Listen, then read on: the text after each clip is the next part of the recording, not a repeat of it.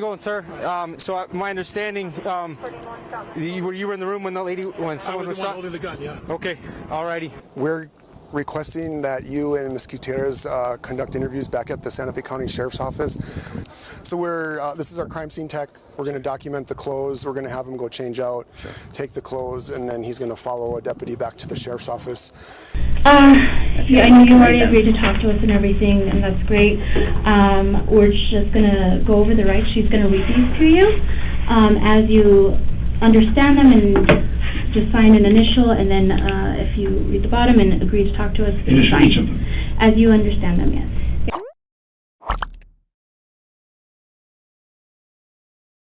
On October 21st, 2021, at 1:47 p.m., a 911 call was placed from the Bonanza Creek Ranch in Santa Fe, New Mexico.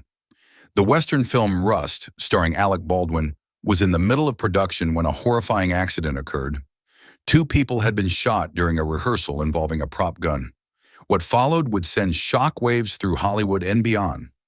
This video takes you through the critical first moments of the tragedy, beginning with the 911 call that set emergency response in motion, transitioning into the original Bodycam footage from the Santa Fe County Sheriff's Department, and concluding with Alec Baldwin's full initial interview with homicide detectives just hours after the shooting. It's a gripping inside look at how the first day of this devastating incident unfolded, from raw confusion on set to the sobering start of a complex investigation. Now we take you to the 911 call that started it all. Santa Fe Fire and EMS, what's the location of the emergency? Bonanza Creek Ranch has had 2 people accidentally shot on a movie set by a prop gun. We need help immediately. Okay. Bonanza Creek Ranch, come on. Stay on the phone with me. We're going to get some help, okay? Don't hang up, okay? Hold on just 1 second. It sounds like somebody else is calling for 2 ambulances. You better make good. Everybody should be. We need some help. Our director and our camerawoman has been shot.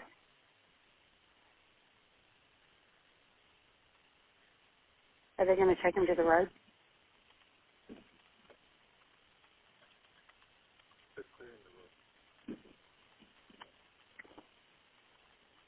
So was it loaded with a real bullet or one? I cannot tell you that. Okay.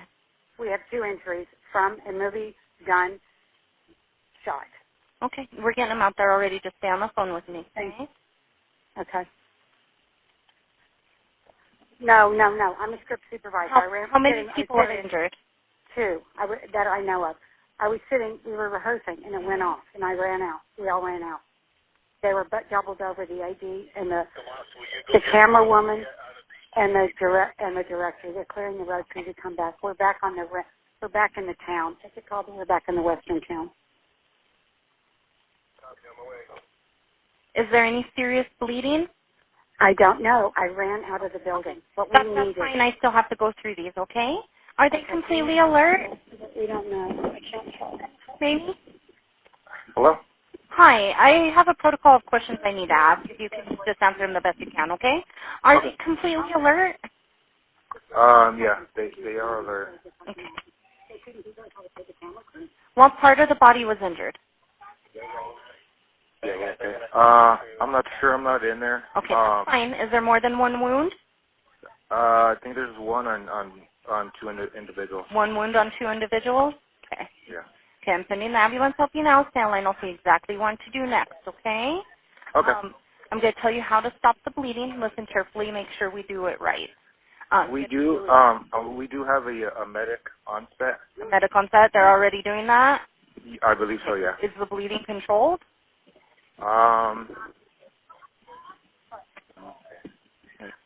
Let's see if I'm allowed to get as close as needed.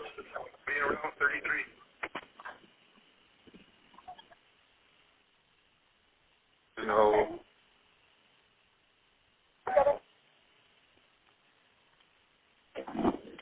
Where on the set are you guys?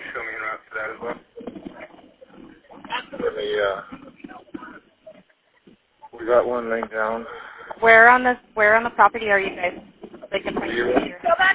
We're on the now. We'll have I could have a van. A van? To that gate wall. Okay. It'll be gate 1. And I can see that we have a van out there, so that way we could send kind of an escort down here. Okay, they're getting there as quick as they can. I just reaffirm help is on the way, okay? If you get more information or if anything gets worse in any way, call us back for further instructions. Gotcha. Okay.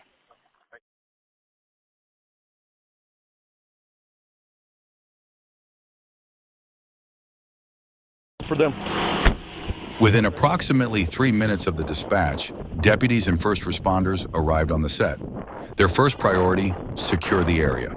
They cordoned off the makeshift church set where both cinematographer Halyna Hutchins and director Joel Souza had been wounded. The deputies ensured no one entered or exited the scene to preserve evidence and maintain safety.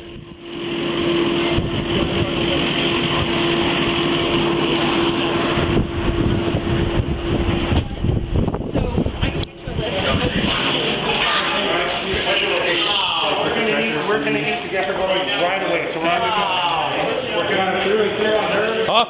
We went through and through on her. Through the chest.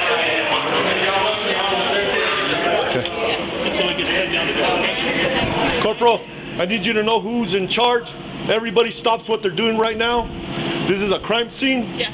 Okay, everybody stops what they're doing, and I need the film secured by whoever's in charge of this.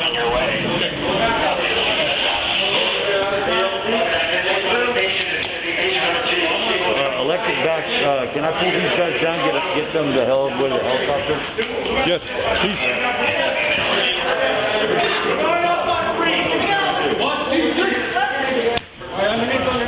Once the scene was secure, Sheriff's deputies worked alongside on-site medics and EMS to assess and treat the victims. Hutchins was stabilized and airlifted to Albuquerque's University of New Mexico Hospital. Hey. Souza was transported by ambulance to Christus St. Vincent in Santa Fe.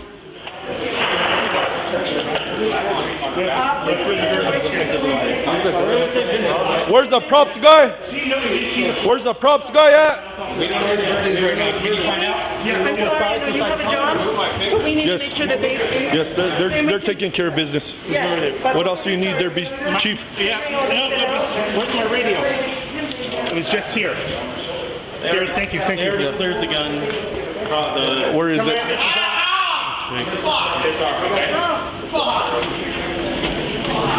You got the cleared gun? Following police protocol, deputies immediately began documenting the scene. They filmed and photographed the set, collected the revolver, and later helped execute warrants to retrieve over 600 evidence items, ranging from the firearm to possibly live rounds, blanks, and spent casings. Where is it? It's not here. There's one there and there's one there. That's none of them? That's not the gun. Okay. I need to know where it is.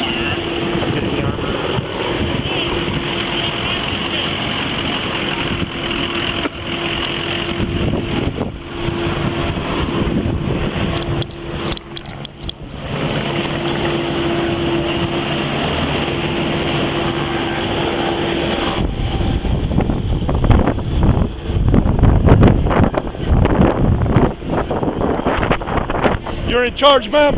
Yes, I am. I need to know where the gun's at right now. Yes. Bro, Armor, I need to know where the guns are at. At first, there was some confusion among the crew when the detective asked about the location of the live rounds so he could secure them. Given the tragic incident that had just occurred, this confusion was understandable. Everyone on set was in a state of shock. How do I know this is the gun? That's the gun. Okay. Come with me.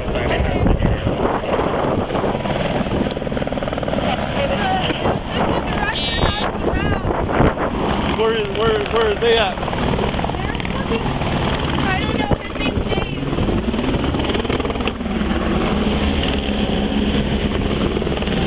Dave, do you have those rounds I gave you? What? No. They're on the card.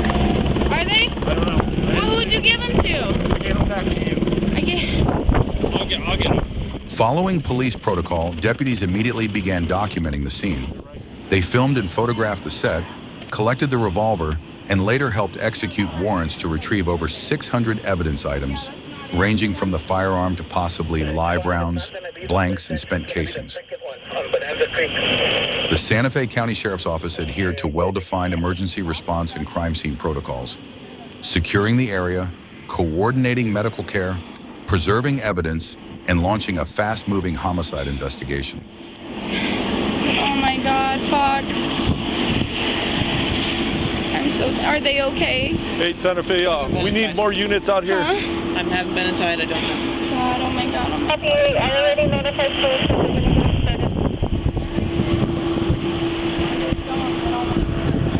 I already have them yelled at several times. I just don't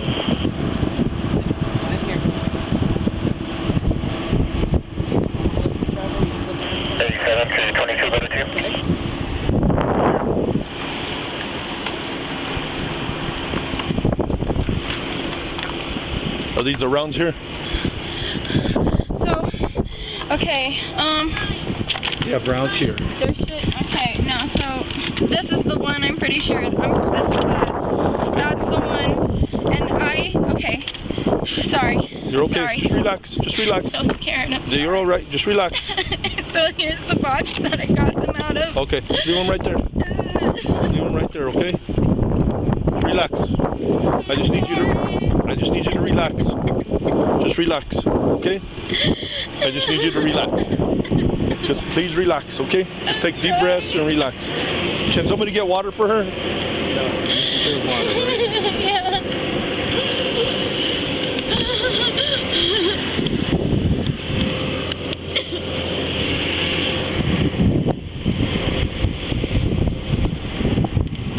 The ambulance leave? No. No, the helicopter's here for her. Yeah, the helicopter's here for her. Is she fucking, where the fuck are these entry wounds? Is she okay? Can somebody tell me anything? I don't know anything. Right now I don't know. I'm just trying to secure everything. Okay? So I need to know, before I start getting information, she's the armor. Who are you? I'm the production designer. Okay, thank you. And you? I'm the unit production manager. Okay, thank you. Yep. I won't remember your names, I'm sorry. So. Nope, you're fine, you're fine. Can somebody get him water? Yeah, I need to. Oh my God. This is absolutely fucking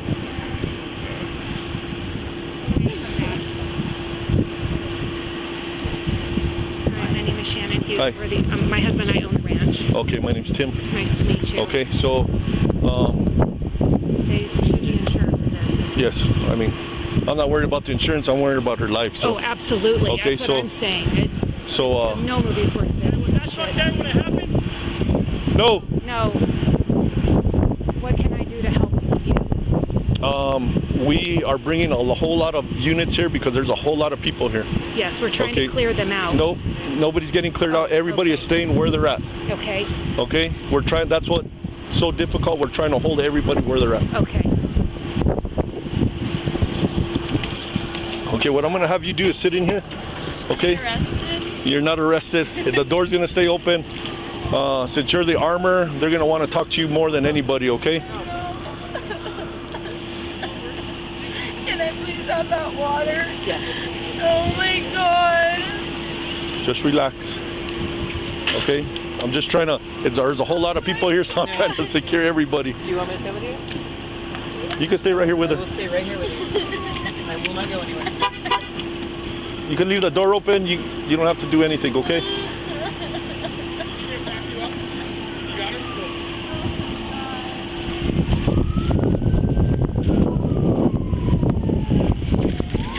Hey, to the med.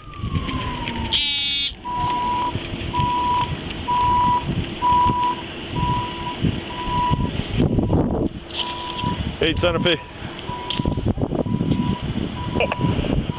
If I could have a unit head to St. V's, we got one shot in the shoulder. That one's going to St. V's. The helo just landed, and they are trying to get that other 41 stable.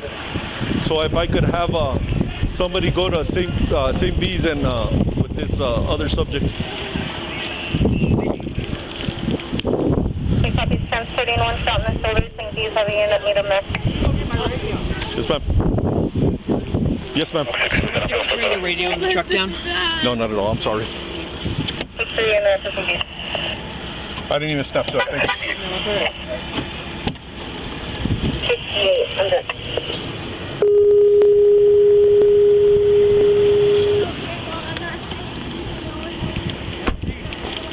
Well, I got 4 people there in the room. Alec Baldwin, the actor, is the one who pulled the trigger. Do you want me to have him sit tight or? Yeah, he's gonna have to sit tight. I have the armor in here. This is all their stuff. I have the gun used is in there. And I got the 2 people that were in the room. Okay. You're gonna have Alec Baldwin take you to the back one unit or? No, we know where he's at. We know who he is. Yeah. We just need to stay. Is he in a trailer? No, he's right there. In the gray and black. Okay. All right. So try to keep him away from everybody. Okay. Not to talk to anybody. Okay. I can step him in my unit. That's fine. But even if they have a production car, if you get all the director, get a production car. Sheriff's Office homicide detectives took charge, interviewing key personnel, including Alec Baldwin, First Assistant Director David Halls, Armorer Halyna Gutierrez-Reed, and other crew members. Deputies gathered initial testimonies to piece together exactly how a gun declared cold could discharge a live round.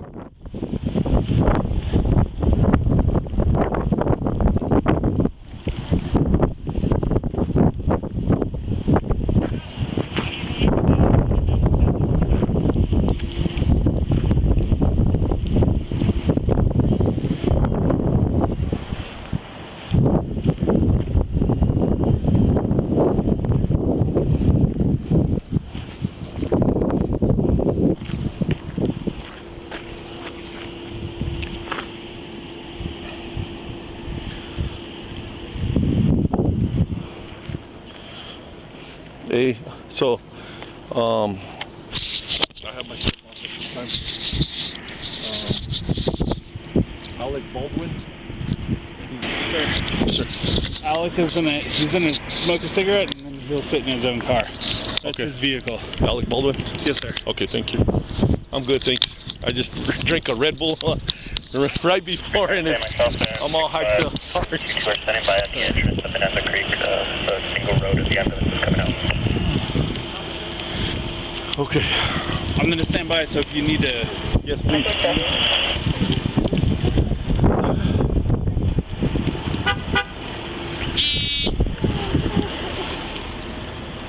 You doing okay? No!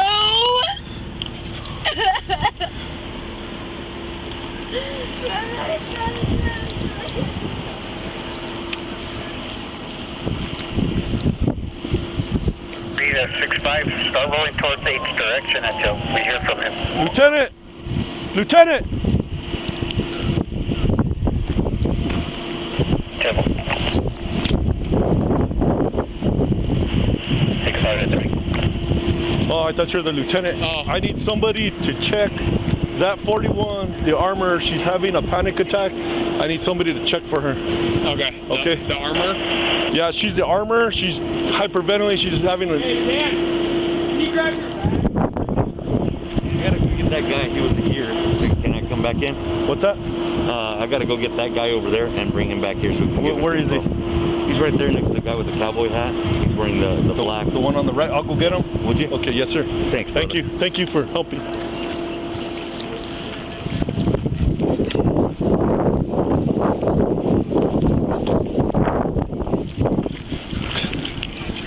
You guys security? You need security? Is that what you're saying? Yes, All just they have is one security guard. At the that's gate. it. Okay. Yes. All right. The gentleman in G. Hey, Doc, in my unit, it's the girl in the middle. You, sir, you were in the... Yes. Okay. I need you just to head that way for me, please. Thank you.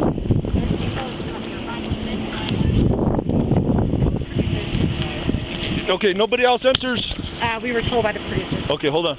All right, let me see who you guys are. I don't want too many people here. Lawyer and Okay, hold on. Guys, you can post them wherever you need. What's that? I don't have any additional security guards. I got one. I got to keep the gate. Okay. I've got my 2 guys right here. You can post them wherever you want. Okay, thank you. I'll figure that out. Let me go see what's going on with these guys, and I'll be right back. These guys are standing by. Yeah, thank you.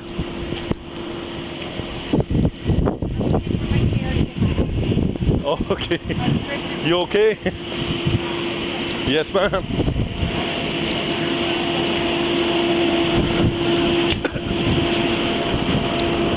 Okay, where's that lady that was in charge? She's right over there. Guys, I need you guys.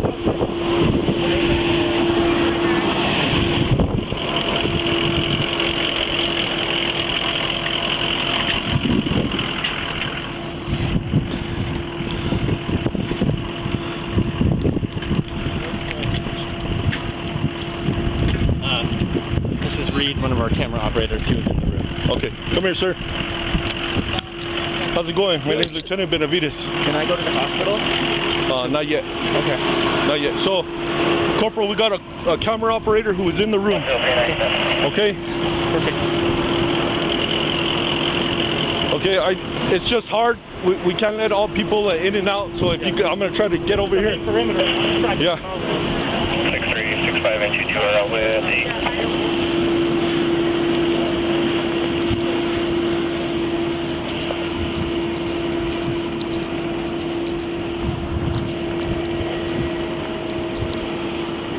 Okay, I'm trying to find the director, whoever directed us on who was in the room. I'm trying to find her so she could help me out and make sure we have everybody. Okay. I can do that.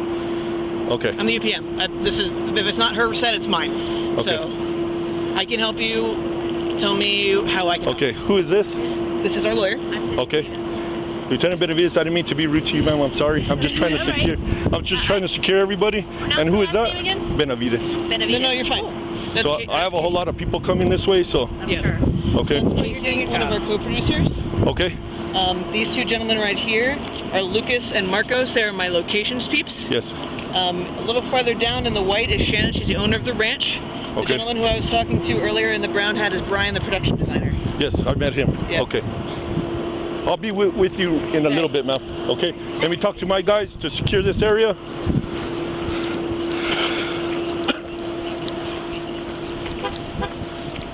Corporal, I need somebody on that side to secure, so we're not going in and out. Everybody pretty much that's in is staying in. Okay, I have not started a crime scene log because it's still fluid. We still have the helo on deck. Okay, I don't know. Patient still here then? One patient still here. Did we have somebody going to the hospital? Yeah, 6 it is. Okay. 41 to the person. If you could stand on that side and make sure people aren't coming in and out. Everybody that's in stays in. Okay? Here also, I have the corporal on that side with Sanchez. He's still trying to get the information. It looks like we have all the people that were in the room. I was in the room. Okay, come here. If you could go see that gentleman. Sanchez! I need you to stay by my unit. Okay. I have the weapon in my truck. Okay. And all the ammunition on that tray. Okay. Okay. So it's an actual gun? It was Alec Baldwin. He's sitting over there. He shot and then he shot. He got the gun from the armor who I have in my car. She's not under arrest. She's just the armor. So she's in there. So if you could help with that, and this will be your entry point right here. Okay. So the 3's over here. On his way over. Yep.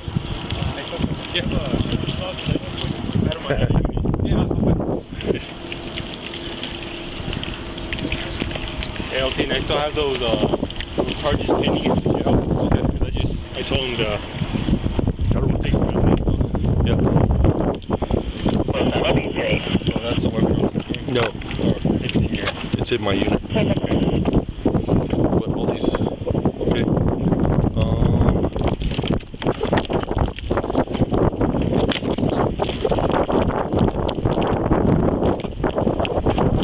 This is what she said. This is the one that's empty. This is the one that she said that the guns came from.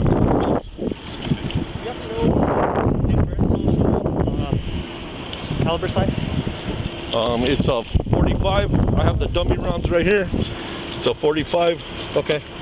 Okay, and we will, let's go this way. I have a lawyer here already. Okay.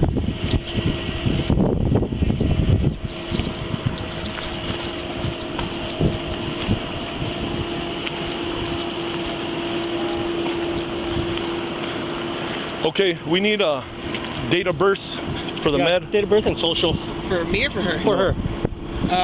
Would anybody have that? Yeah, give me 2 seconds. Thank you. And the name was Halyna Hutchins, is that correct? Halyna Hutchins, H-Y-L-E-N-A. Here, I can get it for you. You got it, Doc? Thank you. Yep.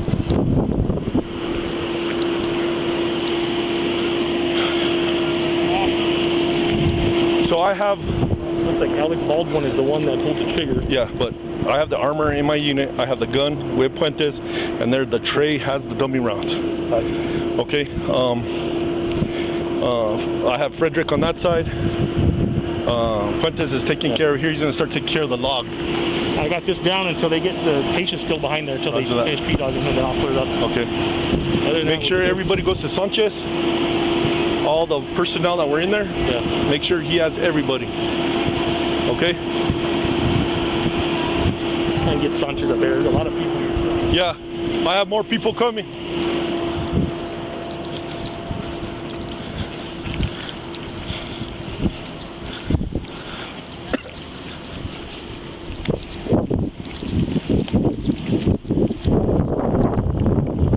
She okay? She okay? She's shaking up. I know. That's why I called the meds for her. Yeah. I want her checked to make sure she's not, you know. I think they're testing her sugar level right now. Okay. We just need her good. I'll bring it back. Yeah. All right. Okay. Careful as well. Just questioning. Well, yeah. As long as she's okay. Yeah. She's already dealing with all this over here. Yeah. She needs to get it. She needs to be good. Here too. Okay.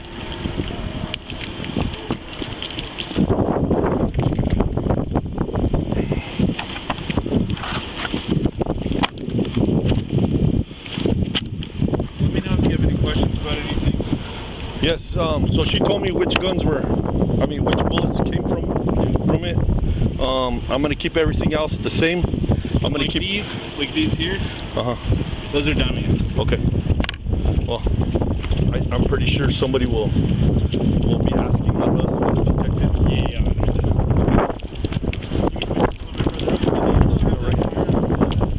Yes, so that's already secured.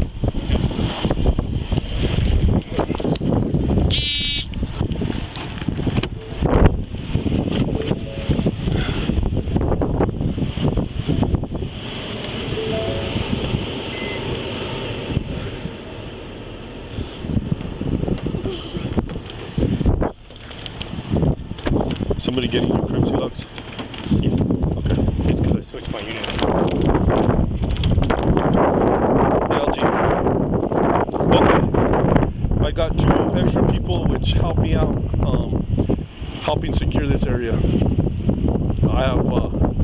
We have people in line to take their information. Right now, there is a lot of people here. Okay. So right now I do have the dummy rounds, the armor, and the gun secured. Okay? Yes, that's when I grabbed her right away. She was and we did secure the film. We do have the film secured, which they'll have to go over with you how to use it and all that, but that's gonna be later down the line, I guess, or whenever. But everything was getting filmed. Okay? The helo's still on the ground. Right now, I don't know. They're still working her. They're still working. It was a through and through the chest. Yes, sir. Okay, bye.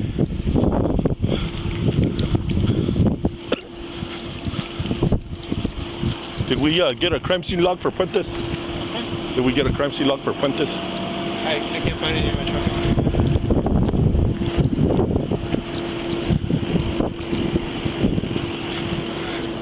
Okay, you ladies doing okay? Yeah, just waiting on your green light. Yes. I'm to be getting wherever it is that he people are being interviewed. Okay, that's not going to be on us. The detectives are coming. Okay, so it's not begun yet. What's that? The interviews have not yet begun. Nope, I have nothing. Okay. We just secured the armor. Okay. We secured the gun. Okay. And the ammunition. Okay. That's the only thing we've done. That's the only thing that's happening right now. Yes, Okay. and then we are getting all the information, all the people that were in the room. Okay. Okay. I'm gonna go check on the victim, and then I thought I already went to the hospital. No, she's still here. She's still here. They're trying to stabilize her. Okay. I will let you know how she's doing. Please. I know you guys are concerned. Yes. So I'm gonna let you guys know. Okay. Yes, thank you. I appreciate that. Yes, ma'am.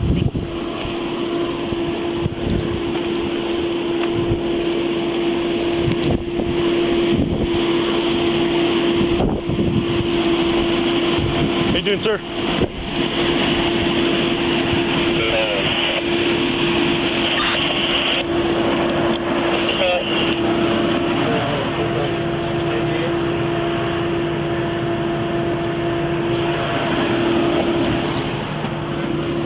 Hey, Doc, is there any way I could put the air conditioner on for you guys? Okay.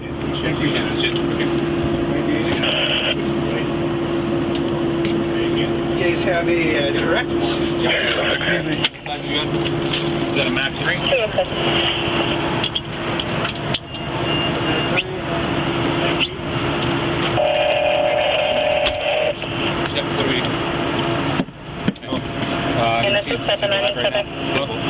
She's pretty stable right now. They're RSIing her and then they're going to fly her out. Okay. Yeah, so she's alive. Okay. Yeah. She is stable. She's critical, but she's stable. Okay. Thank you. Critical but stable. Yes, through the chest. What's up, Chief? Sir? What's taking so long? They're trying to stabilize her. We have the medic in there from the med, and they're trying to stabilize her. It looks like, I just asked, they said they're trying to stabilize her, and she's critical. So, Yeah. well, you know that. No, I know. I'm just sometimes. Sorry about your blues. I know you're at the ceremony. Yeah. Yeah. Well, after the. 202-203, clear from the 81 route.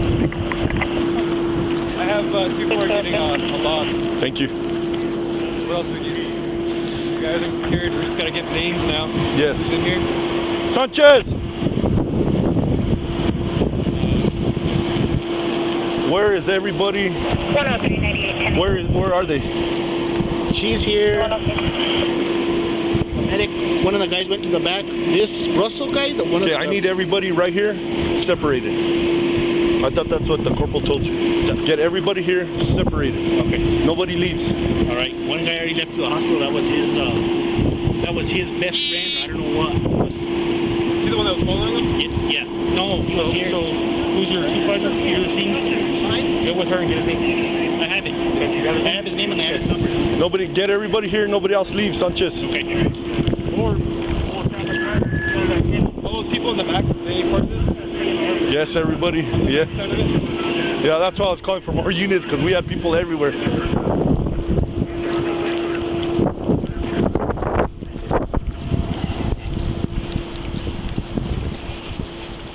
Need it open? No, I just letting you know that I'm trying to correct you right now. It's open. Start side? Yeah, and you can get a clipboard.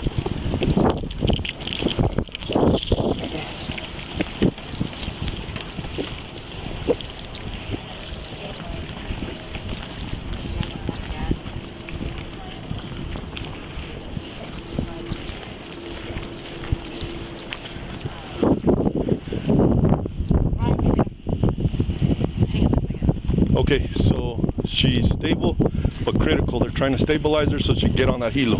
Okay. Okay, so that she is alive, but critical condition, and they're trying to stabilize her so they could be comfortable when they get on that helo. Okay. Okay. Thank you. Thank you for that. Okay, but I will give you. If you see them taking up to the helo, that's a good sign. They stabilize her. Yes.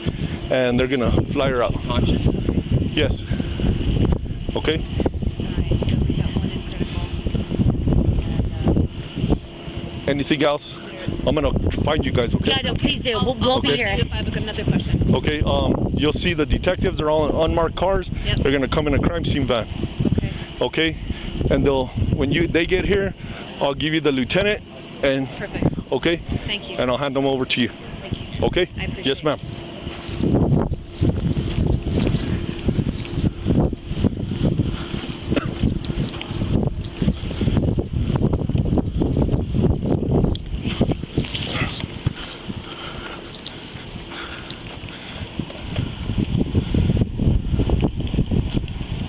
she doing okay? He was inside the... He was inside? Yes. Do you mind if we move her to another vehicle? I think having her sit in the back of a cop car intensifies the situation. What kind of car? If you get a car right here, where we can watch her. Yeah. Because as soon as the detectives get here, they're gonna... No, I understand. Okay, so if you get another car... It elevates the situation. Yes. That I asked her, that's why I asked her either. Okay. You know, I just wanted her in one place. I didn't want her to pass out and fall down. No, I understand. Okay. So if you get another car, all right?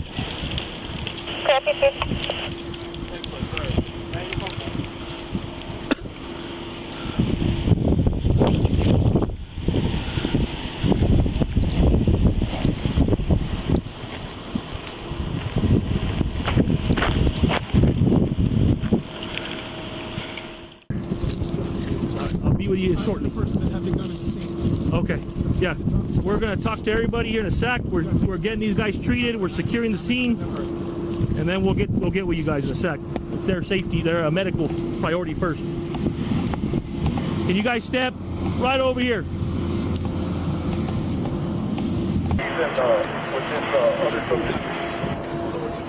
How's it going, sir? So my understanding, you were in the room when someone was shot? Holding the gun, yeah. Okay, alrighty. What do you need? Well, I know your name, so okay. it's Let me call you back, okay? Let me get with my lieutenant and see where we want you to hang out, okay? Whatever you want to do. Whatever. Yes, sir. All right, give me just a second. She said to be an empty gun, and we only with loads when we're ready to shoot. And everybody was prepped.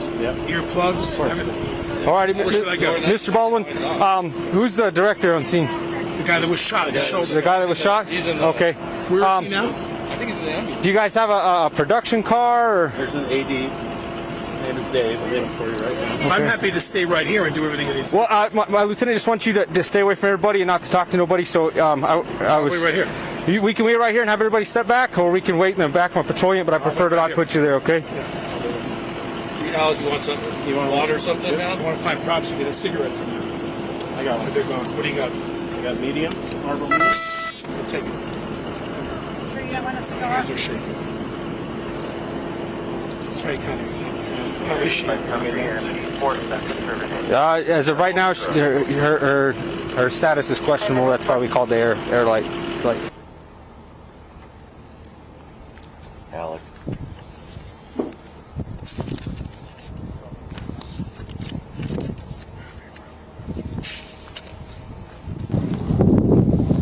Are you doing okay? No, I'm not actually. Okay. Yeah. Crazy series of events.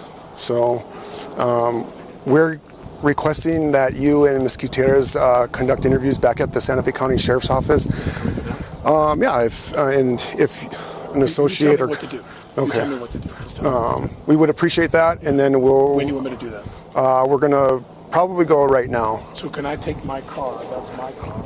Go back to the base camp, get rid of the wardrobe, get my clothes and stuff, and then I'll follow you? Yes. I think...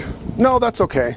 I think we might... I don't know if this is suspected blood or real blood. Oh, this is fake. Fake, okay. Yeah. This is all theatrical. I'm going to talk... Okay. I'm going to talk to our crime scene technician and see what she'd suggest or would like. In the interest of time, can I get in my car, go back to the base camp, give them everything, put my street clothes on and gather my stuff, and I'll be down at the base camp waiting for you. Okay. They know where my trailer is, but I'll just wait for you. I'm going to do whatever you tell me to right. do. Okay. So, yeah. let me know. I'll be down at the base camp. I have a trailer there. Okay. Let me give them the wardrobe back, put my street clothes on, gather my personal items, and then I'll be down there in that car, and you tell me where to follow. You tell me I'll go right away. Is that okay? Yeah, that sounds good, sir. That sounds good. And we're going to go talk to Ms. Gutierrez right now because we're going to request the same information. I'm going to ask the armory specialist. She's a little shaken up. So Marissa's right here. If we can photograph your clothes, and then we'll get you down to the trailer and get you changed and on your way, sir. You can hold them down just a little bit for me. Do you mind setting your phone down?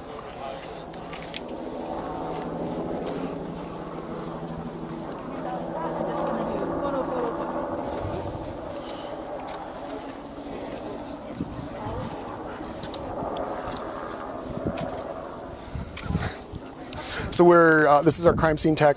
We're going to document the clothes. We're going to have him go change out, take the clothes, and then he's going to follow a deputy back to the sheriff's office and talk to them if he wants. And we'll go from there, okay? Yeah. That's good. Press isn't in here yet. Right. No, she's with us. I'm going to do the back of the head as well. Could you hold on 1 second, please?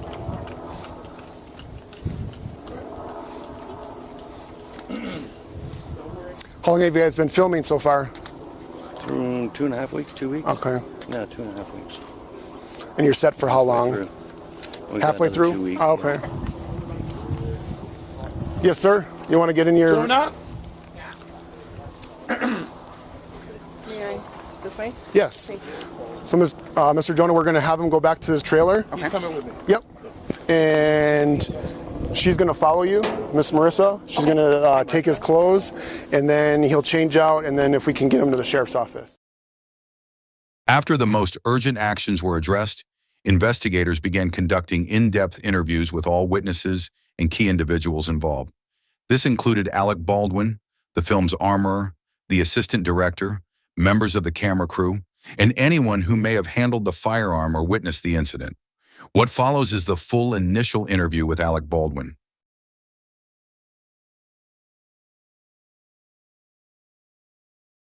For that reason also. All right, I'll call Carmen on her iPad, okay? Okay, yeah, she's on her phone. I'm very sorry, Ashley. Oh, you have no idea. You have no idea how unbelievable this is and how strange this is. And I'll explain to you later. Sorry, you're in this position. No, it's just. I hope that everyone's okay and that you're okay. I'll call you back. Thank you. Bye-bye.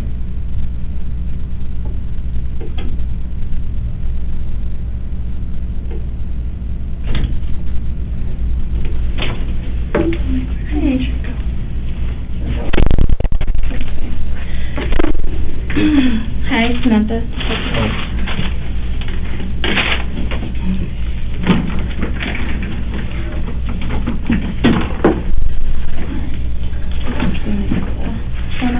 So, know why you're here. For this incident that was unfortunate earlier. Copy page?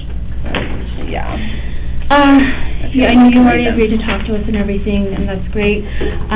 We're just going to go over the rights. She's going to read these to you. As you understand them, and just sign an initial, and then if you read the bottom and agree to talk to us, Initial each of them. as you understand them, yes. Yeah, so first one, you have the right to remain silent. Anything you say may be used against you in court or other proceedings. You have the right to consult with an attorney before making any statement or answering any questions, and you may have him or her present with you during questioning. You may have an attorney appointed to you to represent you if you cannot afford one or otherwise obtain one. If you decide to answer any questions now with or without a lawyer, you have the right to stop questioning at any time or to stop questioning for the purpose of consulting a lawyer. So my only question is, am I being charged with something? No, we're just reviewing. I don't, that's what that's all I can. But I'm not worried because I'm not, yeah. We have to do our job at yeah, no, just tell me that advising you your rights because this is an investigation. Yeah. Just a formality. You have to do it. You're here. You I do appreciate you it. do whatever you want to do. What is today? It is the 21st of October.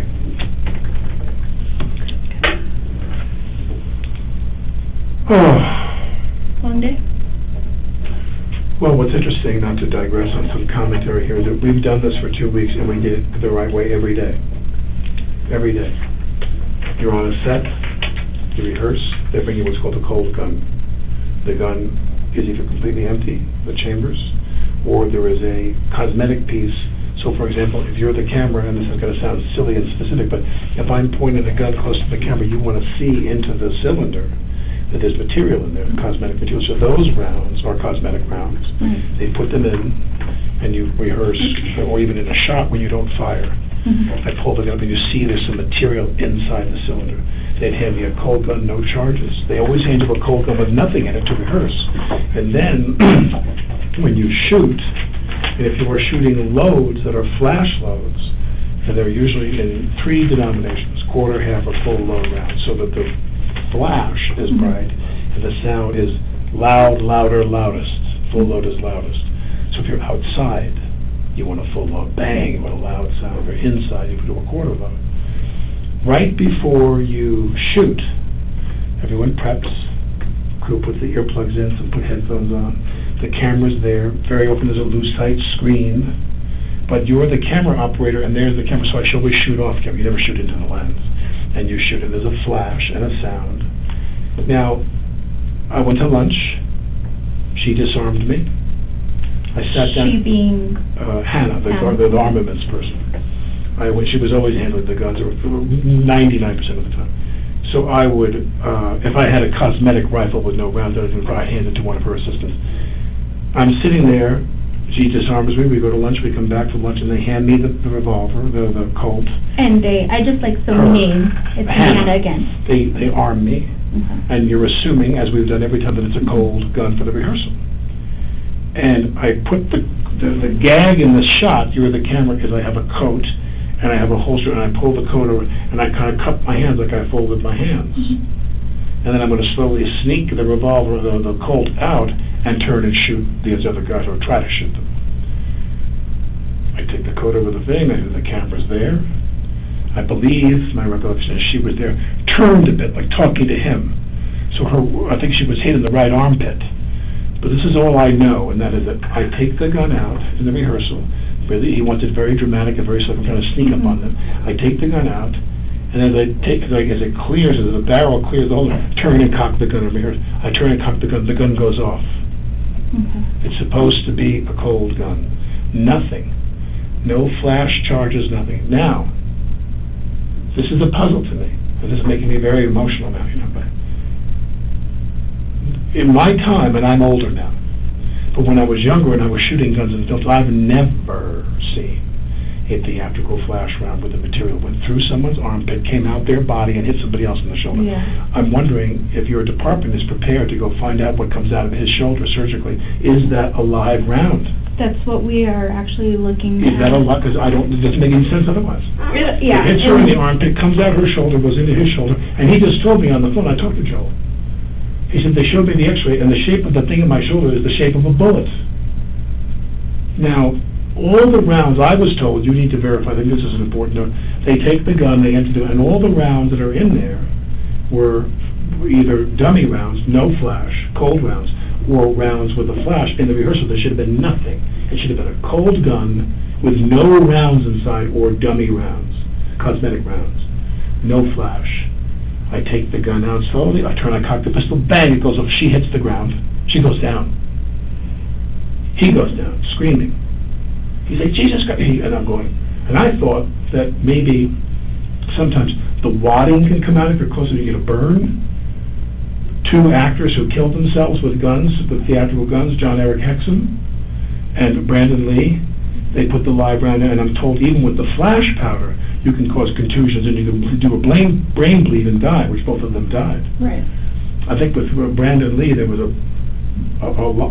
piece of material lodged in the thing that shot from or something. Yeah. I don't remember vividly, but my point is, I've been doing this, I shot enough guns in my day in movies, I've never seen this before, where a flash round, but from my understanding is, may I borrow your pen for a minute? Of course, you could even borrow my pen. My understanding is that in a bullet, here's the thing with the pin, and here's the bullet itself. And now here, when you have a cosmetic round, no flash, no nothing, they drill a hole in the side of the brass to signify that it's a cosmetic round. There's nothing in there.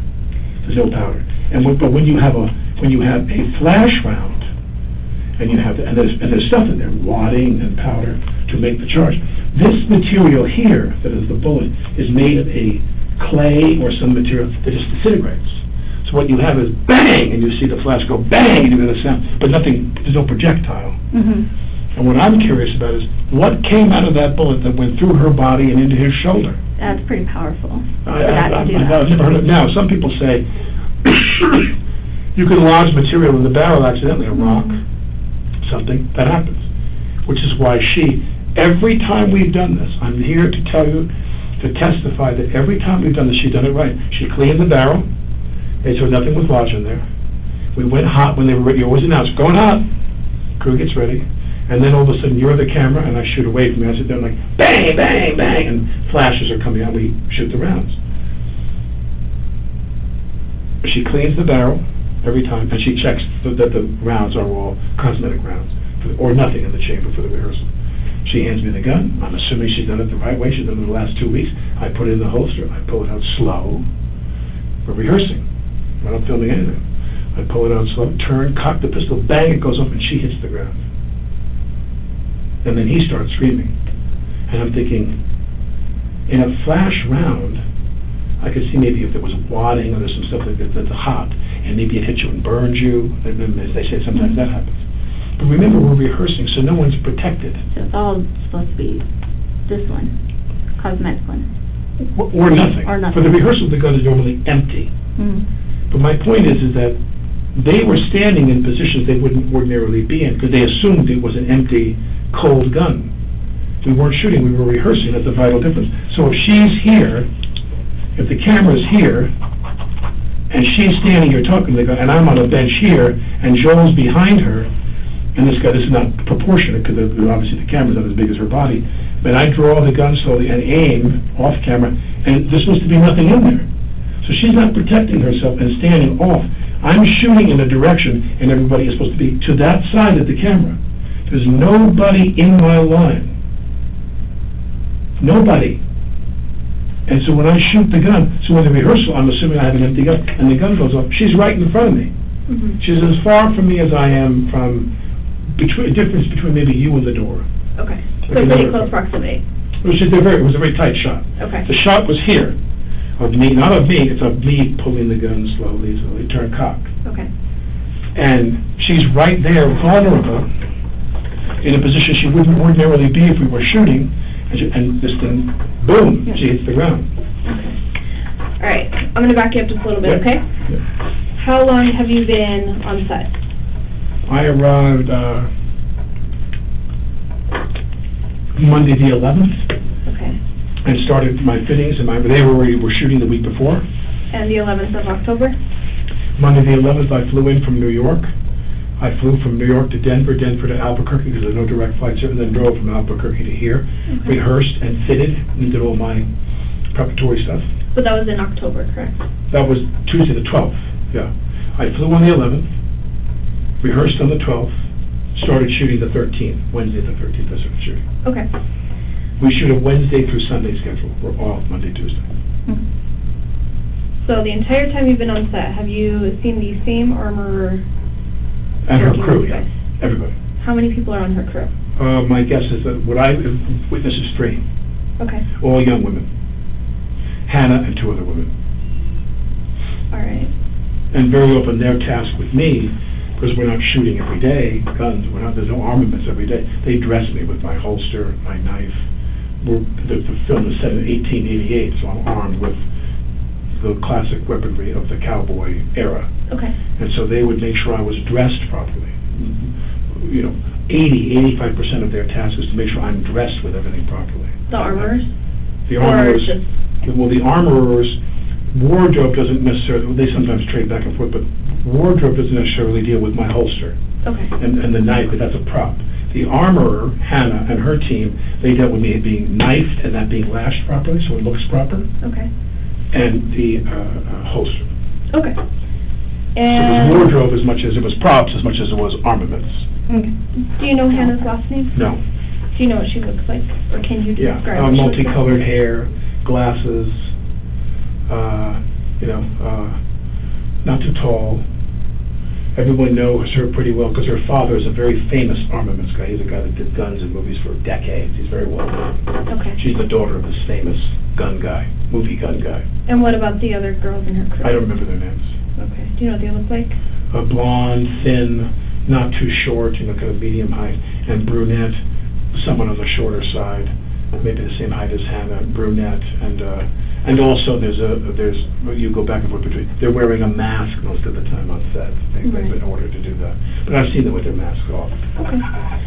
All right. What time did you guys start today? I don't know what time they started. I came in slightly later because they had a couple of shots without me in the morning, so I came in at, I guess I arrived there at like about 7:45. Okay.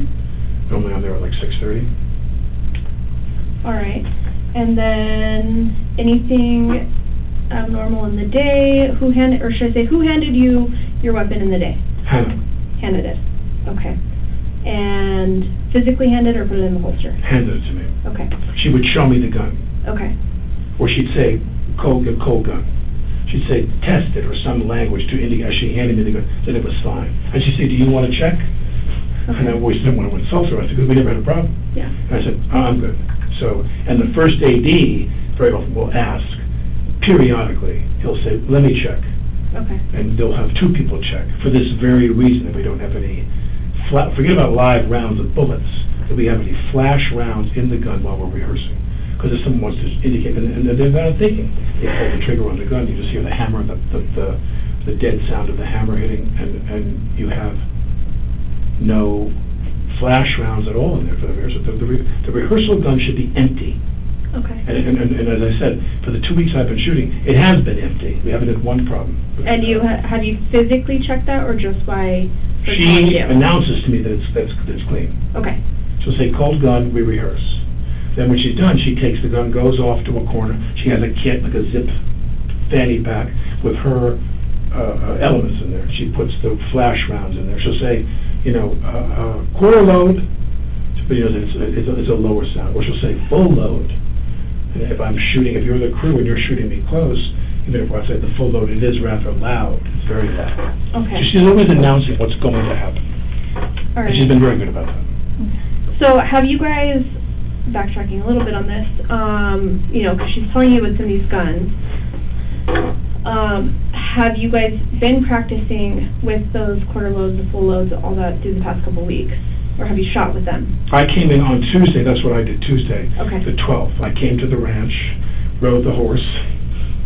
I just got used to that.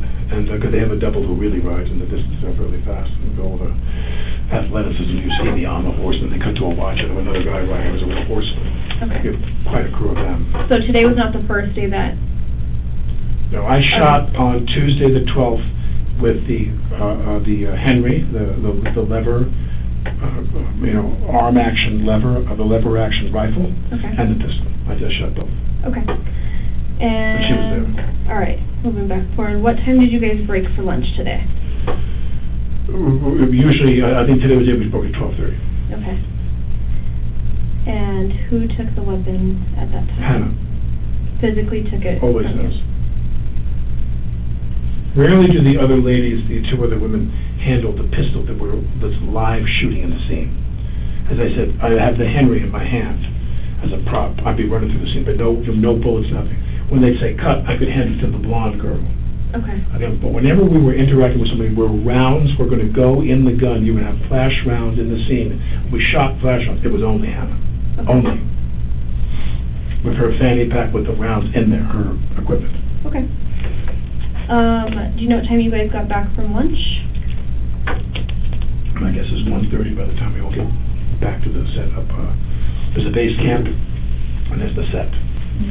So we go to the base camp for lunch, and they always just drive back, get their wardrobe touched up, get their hair touched up, and makeup, whatever we do, and then we're on set. About an hour before we go back on the set. Okay.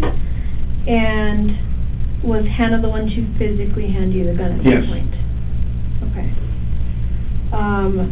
During the time that you had it, was it ever handed off to anybody else? No. Okay.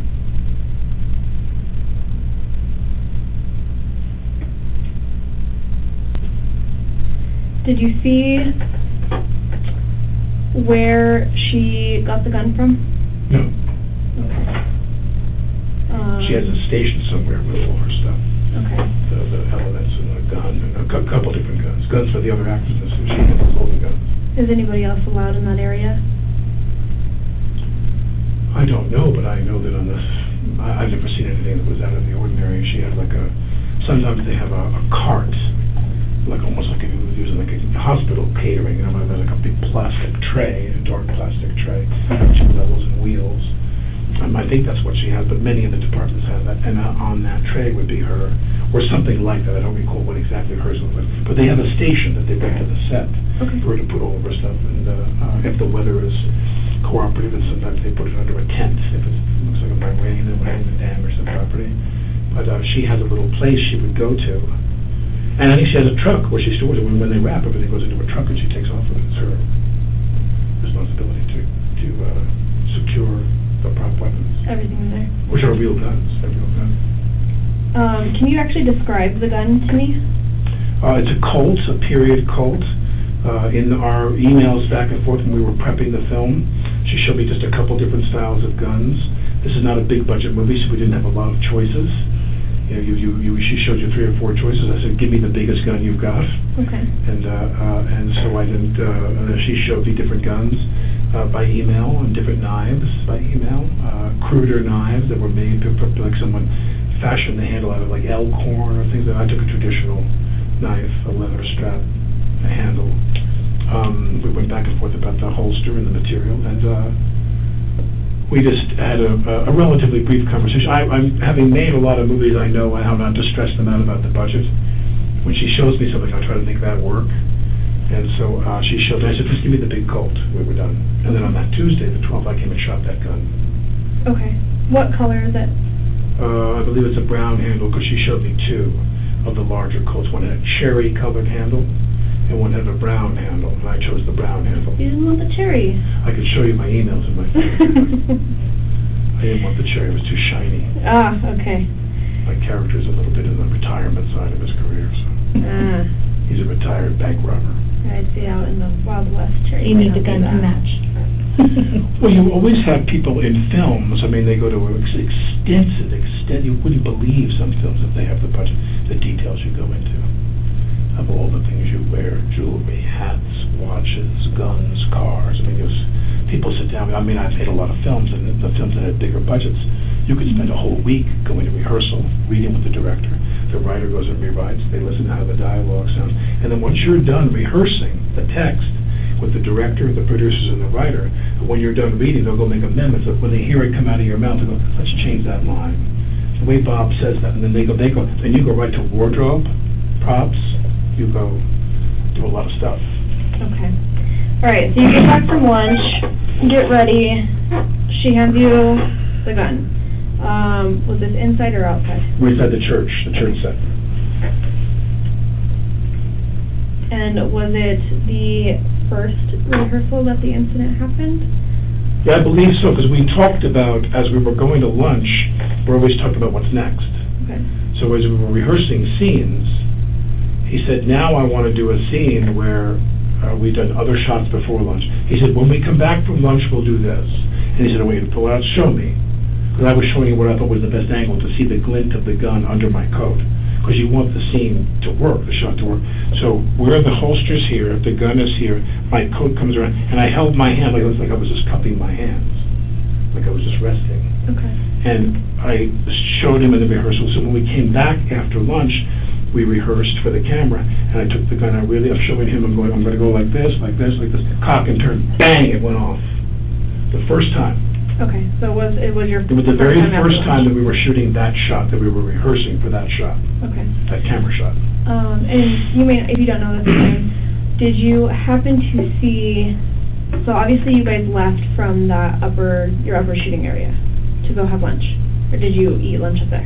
No, we always go back to the base camp for lunch. Okay. For the stage. Did the armorers, or did you see the armorers go down? No. No. Nor would I. Okay. Well, once they're gone, I'm gone. Okay.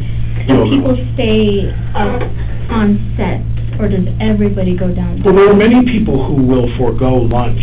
Okay. I take that back, not many. There are some who will forego lunch because they have work to do. Okay.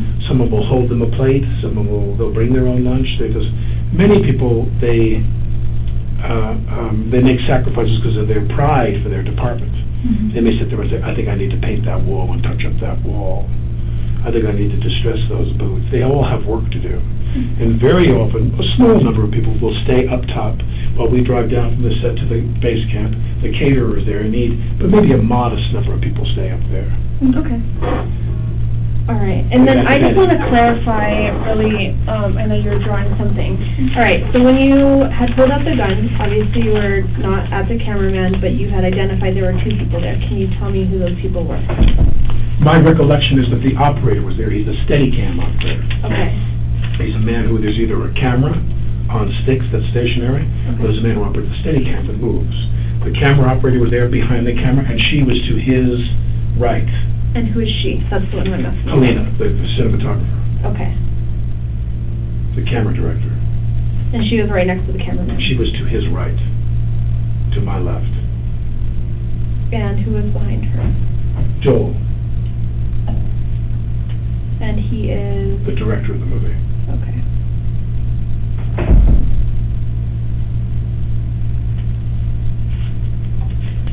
Can you recall who exactly was inside at the time No. of the incident? Or anyone else? Dave Halls, Okay. the first AD. He's in charge of the crew.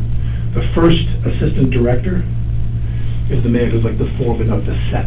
He's in charge of all the grips, all the crew. Okay. Electric, cable. Do you know all his the name? furniture. Dave Halls. Okay, that's Dave. Got it. Dave Halls is always there.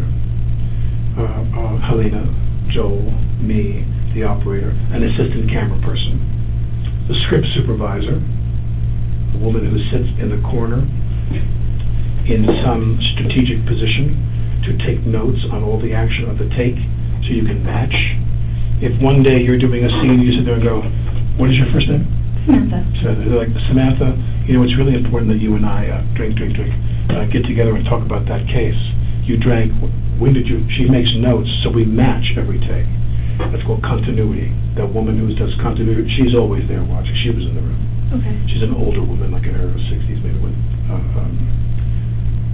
that colored blonde hair, maybe, or brown hair. But I forget her name now, but so there's a group of people that are always there for every shot, even if you're in a kind of a cramped interior. This set of this church is not large, so then the rest of the crew's outside. In that side was a limited number of people, maybe 8, 9, I don't remember. But I know that every time they do a shot, those people are always on the set. Camera, assistant camera, cinematographer, director, first AD, script. Okay. So not too many. Very few. Do you think that any part of this incident that occurred was intentional? Well, I can only say this, which is, and it was, to me, to place a bullet and position a bullet that is a live round, to make sure that that bullet is in the chamber, if I were to squeeze the trigger in a rehearsal, that bullet came out, someone has to have extraordinary access to that weaponry to do that. I can't imagine somebody walked around with a round that was a .45 caliber round. So you see, other people on the set were speculating that if it was a .45 caliber round, she'd be dead. It would have blown a big hole in her. And so we're wondering, was the projectile that went in her some foreign material stuck, and it was an accident, it was a flash round, and something came out of the barrel. They didn't check. They always check. But to your experience with these armor... I've never heard of anything like this in my life, ever. Okay. I've never heard of a projectile coming out of a prop gun that went through a person's body, regardless of her being a smaller woman.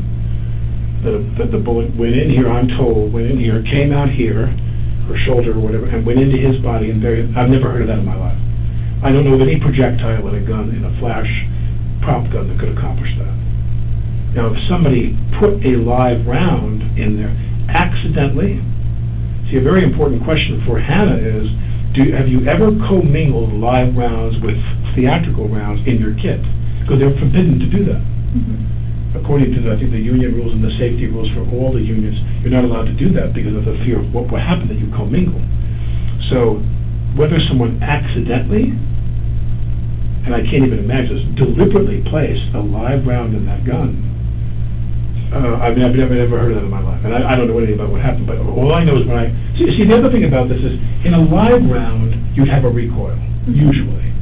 When I shot that gun and it went off, I didn't shoot it when it went off. I didn't intend for it for what happened to happen. When that happened is, I'm always told by people, because I'm not a gun person, I don't own a gun, they've always told me, they asked me to simulate the recoil. When I shoot the Colt, which is a big gun, 45 caliber bullet, they always teach me when we shoot, we go, action, I go, get back here, boom, and they make me take my hand and go, boom, and have the kick, because there's no kick in a flash round. Okay. And when this happened, I don't recall there being any kick either. That's important. Okay. Are you, I know you said you don't own a gun, but are you experienced with shooting guns? Only as much as actors have to be experienced. Okay, which is normally not really... Well, I mean, like, if you do a movie, safety with weapons is primary. You go off with people. You go off with armaments people to ranges. I've gone to ranges in Arizona where we shot a lot of guns in a movie many years ago, and you go to a range and you shoot for a few hours, and they teach you how to shoot shotguns, Walther, different, little small guns, James Bond guns, big guns, Uzis, machine guns, whatever you're using. They make you go and rehearse for hours, like a whole day. Okay. Yeah, they're very safety conscious, as they have been here. They've been very safety conscious here throughout. That's what puzzles me. Well, we didn't have anything. Yeah, and I guess that's more like the question that I'm trying to get at is, do you think someone would deliberately do this? I can't imagine who would. Okay. Now, people have said, that 6 people got fired from the crew yesterday because they said that the union, I don't want to get into a long diatribe about this, but the union, the International Association of Theatrical Stage Employees, IATSE is their name. IATSE is the union that controls all the actors. The Directors Guild controls the director, the Screen Actors Guild, but all of the crew are controlled by a contract in which those people voted to go on strike against the major studios, the major networks, the major streaming services, but not the independent film community. In fact, the IATSE rep for the New Mexico contract, because every state has different contracts, was instructed by his bosses in LA. He said, don't go on strike. The strike is against the majors, not against the indie people. And in the indie films, there's 6 different tiers, I believe, in terms of the contract, how much they're paid. Okay. A bunch of people on the set walked off anyway, even though they were told not to strike. They struck, and they left. And that was yesterday. That was yesterday. That was their last day. Yeah, And the question becomes, somebody said, would one of them do? I don't even know. I have no idea. I have no idea. Well, and it was good, because that was mentioned to me, is that it sounded like it was most of the camera crew that walked off set yesterday and quit, and maybe they got fired because they walked off. So the other thing is that the 2 major people, like you said, the director, those are the ones who got hurt. So with the camera crew and them quitting, and then your director getting injured, as well as Halyna, you don't think there's anybody that had any anger towards them or anything that would want to... I don't know the details. I know that one guy, whose name I'm forgetting, he was a very heavy-set guy. Okay. He was and lovely to me. And he walked up to me and he said, thank you for the things you posted on social media in support of the IATSE strike. And he said, I'd like to talk to you privately. He said, because I've got some of my guys sleeping in their car. Mm-hmm. Many of the crew here, because they're shooting in Albuquerque and Santa Fe, or Albuquerque-based, they live there. So the drive time, it's kind of common knowledge in the business that the unions in New Mexico signed very bad deals in order to attract movie shooting here. They wanted to grow the crew base here. So they signed a deal that wasn't a good deal, and that gave them a 60-mile commute radius. So that means if you live within 60 miles of the set, you come to work and you don't get paid any, you have to drive home, they don't hotel you. They don't know in New York it's 30 miles, and they have to put you up in a hotel and give you gas money, and there's a whole other complicated contract in the more expensive markets. Here, this guy was telling me, he turned to me and goes, my guys are sleeping in their car. Now, I went to the AD and the producers and I asked them, what's up with that? He said, they knew what the contract was. We signed the IATSE contract in New Mexico. And then in the middle of shooting, they decided they wanted to rewrite their deal. They said, put us up in hotels. Now, if you put the camera crew up in a hotel, all the other crafts are going to ask you to put them in a hotel. We don't have the budget for that. That could be $75,000, $80,000, you know what I mean? Who was that man? Who? The one you said that came I forget his name. Okay. But anybody there can tell you who the big heavyset guy was, who was on the crew that quit yesterday. He didn't come to work today. Okay. But my point is that if I'm standing there in a rehearsal, I'm thinking to myself, could someone actually believe that in a rehearsal I would actually aim the gun and hit those 2 people?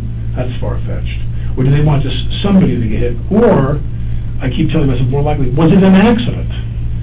It was a large quarter load makes noise, but it's like kind of a puff compared. But a half load could shoot a projectile if something was stuck in the barrel. And like I said, the thing that is, I think, going to answer all your questions is, what's in Joel's shoulder? Is it a rock or is it a bullet? I could actually show that to you. What? What was in his shoulder? Did they take it out? So you being on set for so many years, like you said, have you ever seen? You said you've never seen anything come out before. I've never seen a projectile come out. No. Right. No. But do you know what the bullets look like then? Would it have looked something like this if anything did ever come out of something? Okay. No. Okay. So, let's backtrack a little bit. Let me say this to you. Hold on. That's a bullet. That's a bullet. So Right. as I suspected, somebody put a live round in the gun. If that's a bullet that was pulled out of his shoulder, then someone loaded a live round into the gun I was holding.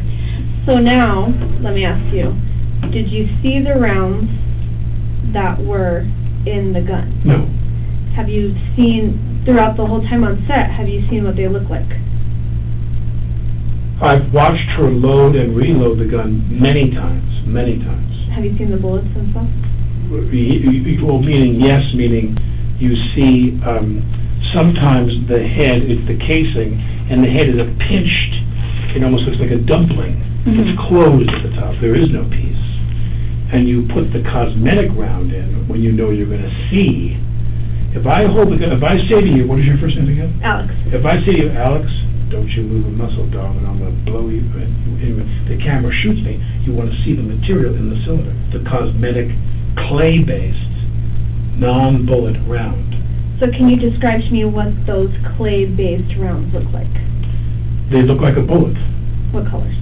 They're gray. They look exactly like a bullet. Brass head and a brass base, packed with something, I'm assuming, and then the heads look like a bullet. So cosmetically, you see that in the cylinder. The other rounds you shoot have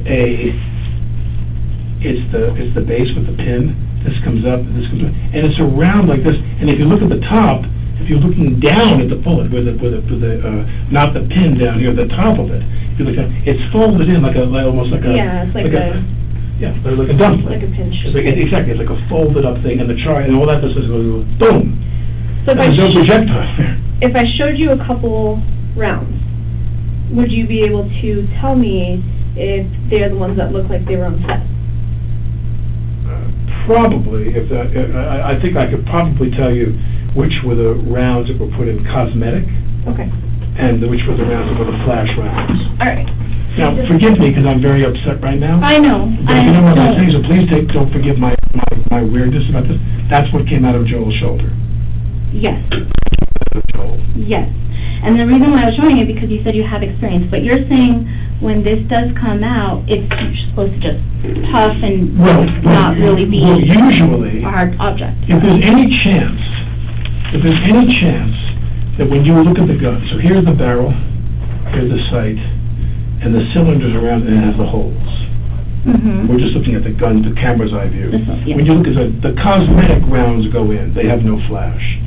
But if you want to have cosmetic rounds that flash, if you want me to hold the gun, you see the bullets, and I shoot, that material is often a clay or fabricated material that just disintegrates, just turns to powder. And the round that you put that you don't see, you're not seeing down the barrel, you're shooting, those are the flash rounds, which have the top that looks like it's like folded kind of things like this, where it looks like someone's packed it and closed it. But specifically today was supposed to be either empty or the ones that don't even make anything. Cold rounds. So cold round, the one with the hole in it. Yes. And it's not supposed to puff up or powder off, like you said. Nothing. Halls told me that when he checked the rounds with her, they were all had the holes in them. And sometimes he told me, when I wasn't familiar with this, they'll take the round, and if it's a cold round, it'll have the holes, and inside will be BBs, and you shake it. Yeah. When you shake the BB, it's an acoustic thing to tell you that's a cold round. Okay, and that's what inside this base is stuff that rattles, little BBs that rattle. So you take it, you go, that's a cold round that goes in the gun. Okay, and that's what you were supposed to have today. I was supposed to have an empty gun. Empty. Or when we shot for the rehearsal, empty. And then when we shot, the flash rounds and everybody preps, and then she says, "Hot gun." She announces it, and the crew gets ready. But you didn't even get to that part. I rehearsed with a hot gun. Now. But you were supposed to be cold. Well, it was supposed to be cold or empty, but now, not only did I rehearse with a hot gun, I rehearsed with a gun that had a bullet inside. If that's what came out of this show, this is the most horrifying thing I've ever heard in my life. Well, so yeah, and that's why I wanted to make sure that you, anytime that you've shot a hot gun, you've never seen anything like this come out before. Never. Because I'm not familiar with prop guns. I could Never. tell you what a projectile looks like, and that does Well, look let me like ask a you this. projectile. That's a bullet.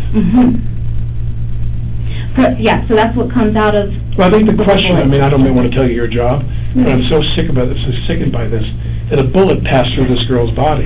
She's in critical condition in a hospital right now, and I fired the gun. And if you don't think I feel really, really shitty about that, I do, but the question becomes, to ask Hannah, did you commingle live bullets? What they call live rounds. When they say live round, that's a bullet that a police officer would shoot. Where did that come from in her kit? Yeah. She commingled live rounds with dummy rounds or movie rounds.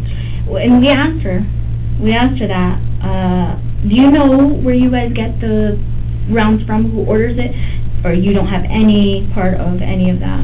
Who, me? Yeah, like, that's her, yeah. All familiar, okay. All I know is when we come to the set, you hand me a cold gun, nothing's in it. We rehearse. Then we load the gun with the flash rounds and we shoot.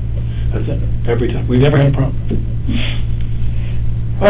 You didn't even get to that second part of you'll hand it back.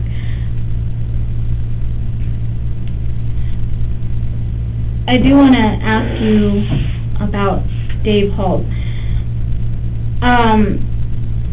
I understand sometimes she'll hand the gun off to Dave Halls and then he'll hand it to you. Did that happen at this incident? No. I don't recall them ever doing it. It was Hannah handing I it. never recall. I recall that when we would stop the scene, if we finished a scene, Halls is someone who is assumed by his position to be authorized to do nearly everything. So if I was doing a scene with you and we finished the scene, or we finished your angle and we were going to turn around and shoot my angle, when they say turning around, that means it's time to go to the bathroom, go get a bottle of water, go get a coffee, go smoke a cigarette. We have a break. And if I was going to go to the bathroom, I'd hand Halls the gun to give to her. I would only hand it to her, or if she wasn't around, if she was away because she'd be at the shop, they clearly hand Halls the gun, they give it to her. Give this to Hannah. So sometimes you would hand the gun to Halls, but you never, he never handed the gun to you. No. Okay. No, never. But you would hand it to him. I'd pass it off to him if she was not on site, and I was going to run to use the bathroom, I was going to buy it. But that's very typical. Halls is empowered and authorized to hand him the weapon. He's the only other person to hand the weapon after we were done. Whether it was a cold gun with no things or flash rounds, I'd say hot gun, hand it to him. Well, usually not, because usually it was a hot gun. If it was a hot gun we were going to shoot, she'd be right nearby. If I hand, because other times we have rubber guns. You gotta think, yeah. And specifically, right before this incident, Hannah handed you the gun and said cold. It wasn't David. I don't be cold. No, Hannah handed me the gun. Okay, it wasn't anybody else but Hannah. No, Hannah handed me the gun. And she specifically said. I believe she said cold. I don't recall exactly. Where? So this is I'm not that great of a drawer, but this is the church. This is the front where the you enter here. Cross is. Where did she hand the gun to you? Inside while you were yes, because I was seated. You were. In other words, I was. This is a scene in the church where you come in and there's a lot of disarray. There's benches tipped over, and here was one bench that was upright and sturdy. Some of the other benches are prop benches, so they can smash easily with explosives. You want the gunfire to have fake benches. They're made of a lighter wood, so they put charges inside. So when you shoot, cinematically, when a guy is shooting a gun and you turn around and see what he's shooting at, you're going to see charges that are buried inside. They put a little material behind, you're going to see boom, boom, boom, it seems flash. That is a prop bench. There were prop benches around that they were eventually going to put, today we're going to put squibs in to have them blow up, and this was a real bench, a heavy, because if you sat on the prop bench it would break. This was a live bench, and I sat here, and the camera was here, and she was here, and Joel was here. She being Halyna? Okay, and... I'm here, on the bench, sitting. I'm right here to the right. I'm all the way to one side. They wanted me to go all the way to that side. And the camera guy was here. He's behind. Hannah was here. Joel was here. Where the other people, I believe that the script woman is always in that corner so she can see the action. And when I shot the gun away from the cameraman, I never aimed the gun at the camera. I turned and I went like this to aim the camera, and she was there, and the gun went off, and she just went right on the ground. What about the armorer, though? Or was she? She's outside. Okay. She hands She you comes the gun. in. She hands me the gun all the time. And then what? If there's any shooting involved in the scene, she always hands me the gun. Never has Dave handed you the gun? Never. Okay. And then she goes back outside. She waits outside because she just can't be there, so I didn't want to see. Sometimes in scenes there's reflections, like you see. So you only need the necessary crew in there for shooting the camera. Everybody else leaves, and as soon as they cut, they come running back in. Okay. Real quick before she shows you that, the other thing I wanted to know, and it's probably helped when she does show you those rounds. Have you, in your experience, ever been told that you're not supposed to cock the gun? No. No, you're okay. He wanted me to cock the gun in the scene. Okay. He wanted that as part of the scene. He said, "I'm going to take the gun out, turn, and cock it into to the right, my left, to their right of the lens." In other words, if I'm sitting here and you're the camera, we don't talk about my left. We talk about camera right. Camera right. We only talk about the camera. Camera right is my left. Okay. So if I'll say to you, "Where do you want me to aim the gun?" They'll say, "Camera right." So I'll aim the gun to my left. Okay. So I always aim the gun away, but she was there. And in the rehearsal, he wanted me to pull out the gun and cock the gun. And if you're assuming you have a cold gun, there's no problem. Right. And again, a cold gun I'd had, every time we've used guns in this film the last 2 weeks, we never had one problem. Never. Never. Okay. And I don't, maybe we discussed this when I was going, after the gun was shot, who did you hand the gun to? I don't remember. Okay. I don't remember. I made everybody freaked out. Yeah. Makes sense. Okay. It was one of those two people, Halls.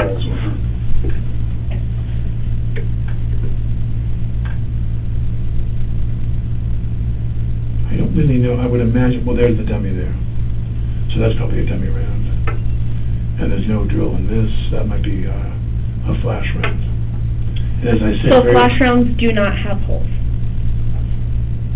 Well, the flash round has a charge in here, okay, of powder, different sizes. Like I said, quarter, half, full load, and a wadding in there to pack it in. It's packed in tightly. Okay. So when you hit this pin, it explodes.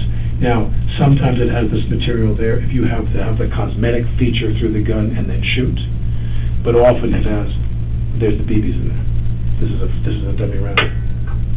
No dummy here, but there's that. My point is that very often when you give me, when she's loaded the gun with rounds for us to go hot and flash and shoot, they've had that creased, folded head. The dumpling head, as we say. Okay. They've almost never looked like this for the flash. Only when the camera sees inside the cylinder do you put those in there. But those are both dummy rounds. That's a dummy round. That's a dummy round. That's what they taught me. Yeah. I'm not an expert. I understand. I'm sure you have more experience with dummy rounds than we do. I doubt that. I'm sure I always say to my wife, I think I should get a gun. I'm getting a little nervous about the load. I was like, no gun in my house. I got 6 kids. I'm 63 years old, and I have an 8-year-old, a 6-year-old, a 5-year-old, a 3-year-old, a 1-year-old, and an 8-month-old that we had as a surrogate. Oh my gosh. I'm 63 years old, and we had 6 kids in 7 years. So my wife she was born in the U.S. but raised in Spain. She's like, Alec, we will not be having any guns in the house. No. But okay. I believe that's a dummy round. So you called this a flash round, right? No. Flash round means there's a charge in there. No charge in there, if you hear that sound. Okay. No charge in there if you see that. So what happens when you shoot these? Or to what you? You put them in there cosmetically with nothing in them so that through the cylinder you can see that. Okay. You can see in the cylinder whether the cylinder is empty, or they look bad, continuity-wise, or that there's a round in there. So they put a cosmetic round in the chamber. They load the gun, close it, and then I hold the gun. You see the things in there. A flash round would be like what crimped is the word, a crimped round with a charge inside, and that one shoots, and there's no projectile. I'm really challenged whether they ever see. I doubt. Sometimes they have these where you can do both, but that's the clay material. But usually, 99% of the time when we shot a flash round, it was the crimped thing, and you don't see inside the cylinder. Okay. So you're the camera, and I'm not pointing where you can see it. I'm off a little bit, and all you see is the flash. Do you know what would happen if you shot one of these? Have you ever had experience with that? Nothing. Nothing happens with them? There's no charge in them. Okay. This indicates. Did you see the bottoms? Right. Well, sometimes they have the pin to create something. I'm just saying. When I look at this, when I go like this. Now, by the way, there could be a charge in there. And that charge and those BBs could come out. I don't know. I don't know enough about it to know whether this rattling indicates that it's an empty, a cold round. That's obviously a cold round, because that's where the gunpowder would be in here. Mm-hmm. That's a cold round. This, I'm assuming, is a cold round, because they go like this to tell themselves it's a cold round. I believe. Please don't take my word for it. Just in your experience. I'm a father of 6 children. Pretty much, that's all I do these days. My experience is those are both cold rounds. Okay. And I was told by Halls that when they took the gun away and looked at them, every round inside the gun was a cold round except the one round was not only a hot round, it was a live round, it was a bullet. If you're telling me that that's what came out of his shoulder, there's something really, really scary going on here. Well, and I think that's what she was trying to ask, is if any time. Well, you said these are cold ones, but the ones that are not cold, the quarter... Right. Those... They have the crimped head. Have you ever seen anything like that ever come out on set? No, it's not possible. Not possible. Okay. It's not possible. Yeah, they don't have a head. I'm saying these... They don't have a... There's no projectile. There's no projectile. Okay. So then... And these shouldn't... Somebody put a live bullet in the gun. Okay. Because these shouldn't separate or do that either. No. Okay. Separate, no, probably. Like that shouldn't come out either when if it does. If you did a flash round, that wouldn't be there. Okay. This is a cosmetic round only. Right. I point the gun, that's in the cylinder. When we shoot the gun, 99% of the time, it's a flash round that you don't see the cylinder. Mm-hmm. You're the camera, and I'm slightly off, so you don't see the I'm sorry, we keep having you explain that, but it's just because there's different rounds. Right. I'm saying this is a cosmetic round, to my knowledge, and if there is, another question for you is there a cosmetic round, is there a flash round that has the head, which I believe they have, where you could shoot into the gun, meaning, if the director wants you to aim the gun at the camera, they put a lucite screen up there, and I shoot the gun at you, you can see the bullets inside there, or they can go to do that with a computer. But if I put the thing toward you and then shoot, they'll have a round that has this on there that'll explode. But again, I've been told that is a clay material or something that just dissolves on explosion. No projectile comes out. On a flash round, it blows up, that you shoot on camera. Quarter, half, full. There is no projectile unless some material is stuck in the barrel of the gun. Okay. And I thought for sure what happened was, did they not check there was a stone or whatever? Now again, I am speechless. We're here shooting, everything was going fine. Joel is my friend. I'm one of the producers on this movie. We've developed this movie together for 3 years. I left my wife and 6 kids in New York to come here for a month to shoot this movie, and I'm the one that shot the gun today that had a live bullet go through that woman's body and into his body. And I need to know, how did that happen? Where did that bullet come from? There are no live rounds in her kit, I'm told. Everybody is sitting around waiting for me to come here with all the sheriffs and all the people that were there, waiting for us to get ready to come and do this with you. But all they did was talk about that. But it's speculation of, like, in her kit, she doesn't have live rounds. And that's what we were told. That's what when we asked her, she said there's no live rounds, not even in her kit, not on set, anywhere. So for that very reason, we want to know the same question too. Yeah, how, if there's not supposed to be any live rounds on set, then it comes down to and who possible manufacturer defect. before that. That a cosmetic round shot this projectile through them? Is that possible? Did you find out? I don't know. It's possible. Oh, it is. They told you that mechanically if that's possible. Yes. So sometimes there is a charge in the end of not intentionally, but a mistake.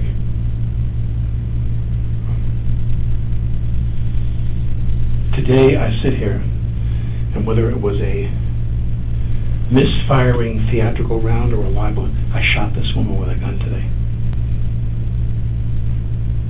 It doesn't feel so good, you know. I can imagine that would not feel good. I feel really bad. You know, it's like everything was going great. The only problem we had was when these 6 guys wanted to quit. And there, I don't know the jargon, but there, union rep or whatever in the New Mexico contract, different contracts in different states, the person that was in charge of these people and a kind of a pipeline, a lot of shooting going on, a lot of movie for TV work in Albuquerque, Santa Fe. The person was their head person, told them, don't strike. It's not, again, we don't want to cripple the indie business and put all of our employees out of work. Our indie contract is set for now. You have a contract you're under, and we can renegotiate that contract, which no doubt they will. But in the meantime, you have a contract that you agreed to, and those men came, I'm not criticizing them, they came under a contract which they knew what it was. They reported to work, and then halfway through the shooting, they left. They walked off. And I don't, when he said to me, well, my guys are sleeping in my car, the ADs and the producers said to me, well, they're all of a sudden complaining about a contract they've been working on it for quite a while. And some days we wrap, and they shoot nights. Those are tough. The men, the women, they have to go back to their homes and maybe Albuquerque and drive an hour. And it's 3 o'clock in the morning, Mm-hmm. And we try to put the night shooting on the weekend, so when you wake up the following day, you're off. Mm-hmm. And then some days we wrap the theory. The day before they walked up the job, we wrapped at 5:45 in the afternoon. We had a very reasonable day. We had a very easy day. Say it was 6 o'clock. As I'm driving away with them, and I waved to that guy. The guy said, I want to talk to you, the heavyset guy. Yeah. And I'm leaving. I said, I'll see you tomorrow. And I left, because I want to get home. Right. I want to go call my kids before they go to bed in New York. And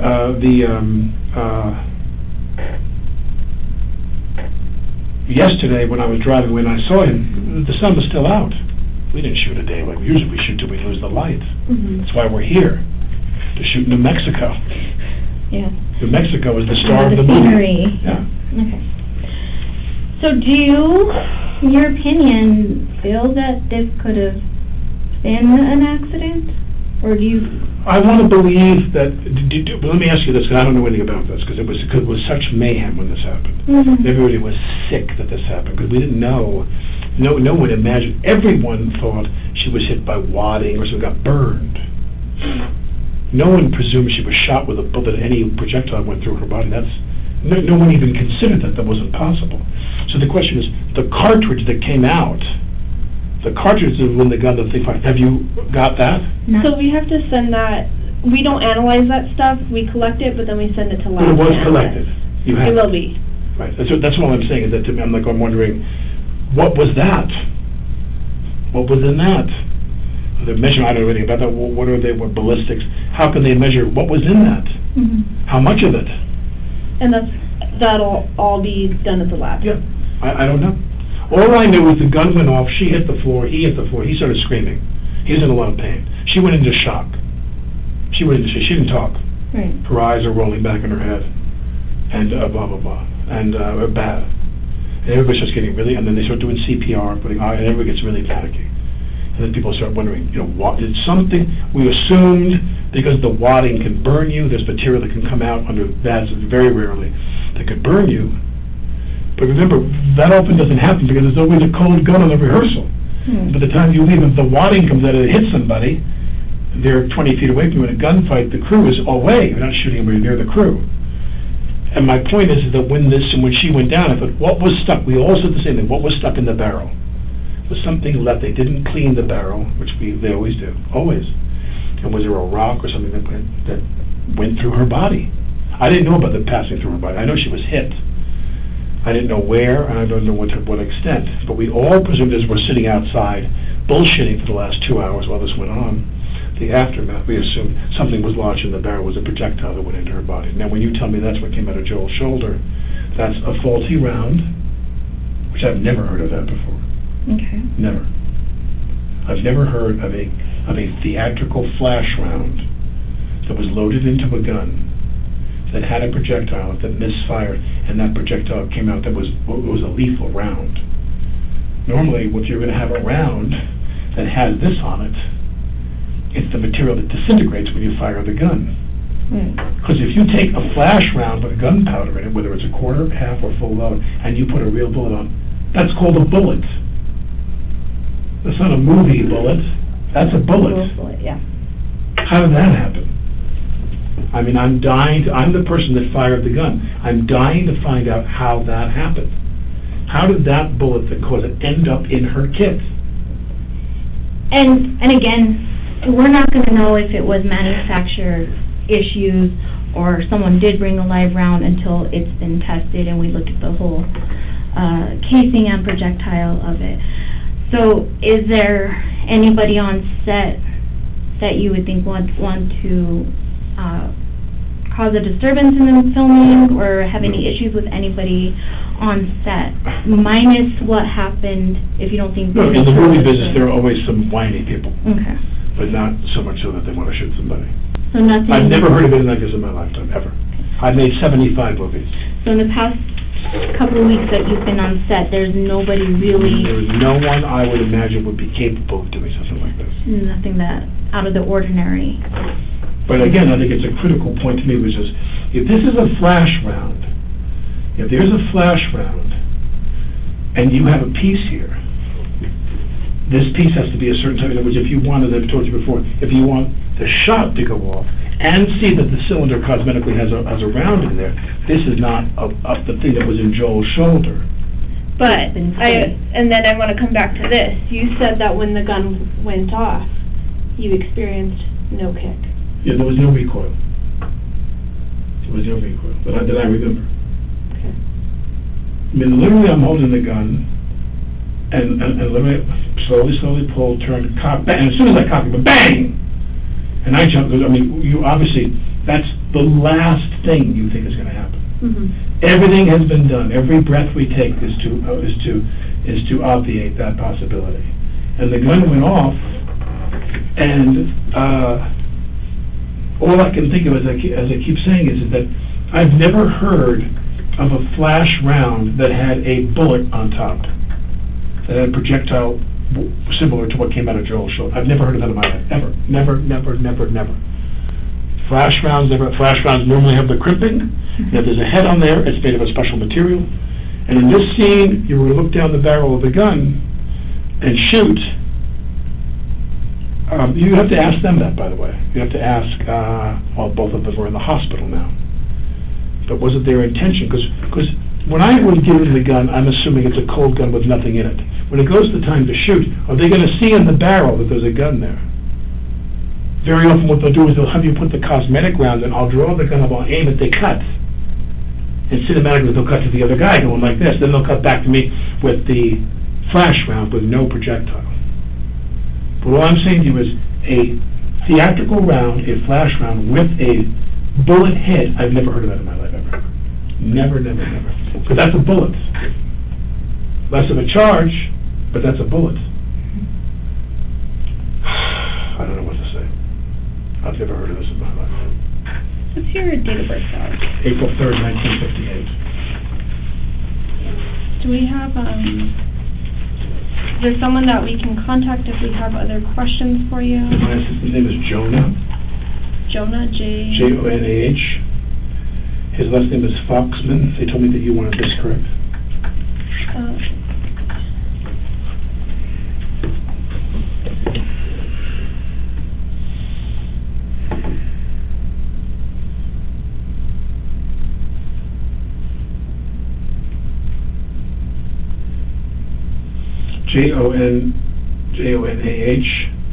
Foxman, Foxman.